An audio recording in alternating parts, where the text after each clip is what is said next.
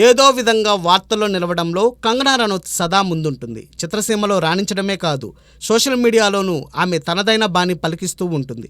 ముఖ్యంగా స్టార్ కిడ్స్పై విరుచుకుపడడంలోనూ కంగనా రనౌత్ తనే ఫస్ట్ అంటుంది. ఇక వైవిధ్యమైన పాత్రలతో అలరించడంలో మేటి అనిపించుకుంది కంగనా.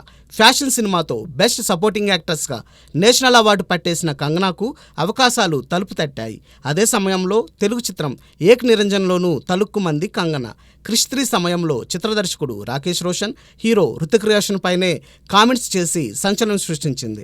కంగనా పని అయిపోయిందనే చాటింపు వినిపించిన ప్రతిసారి ఏదో ఒక విధంగా సక్సెస్ని సొంతం చేసుకోవడం కంగనాకు అలవాటుగా మారింది. క్వీన్ సినిమాతో కంగనా రనౌత్ తొలిసారి జాతీయ ఉత్తమ నటిగా నిలిచింది.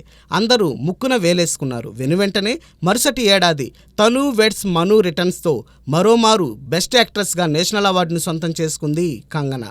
బీజేపీకి మద్దతు పలుకుతూ ఉంటుంది కాబట్టే కంగనాకు నేషనల్ అవార్డ్స్ వస్తున్నాయనే మాట విశేషంగా వినిపించింది. అయినా తన రూటే సెపరేటు అంటూ కంగనా రనౌత్ సాగింది. మరో 3 ఏళ్లకు అంటే 2019లో ముచ్చటగా మూడోసారి కంగనాకు మణికర్ణిక సినిమాతో జాతీయ పురస్కారం లభించింది. మణికర్ణిక చిత్రం తొలుత తెలుగు దర్శకుడు క్రిష్ దర్శకత్వంలో మొదలైంది. కొన్ని అనివార్య కారణాల వల్ల క్రిష్ తప్పుకోగా మిగిలిన సినిమాకు కంగనా రనౌత్ దర్శకత్వం వహించి పూర్తి చేసి భలా అనిపించింది. ప్రస్తుతం ఎమర్జెన్సీ టైటిల్తో రూపొందుతున్న చిత్రంలో మాజీ ప్రధాని ఇందిరాగాంధీ పాత్రను పోషిస్తోంది కంగనా.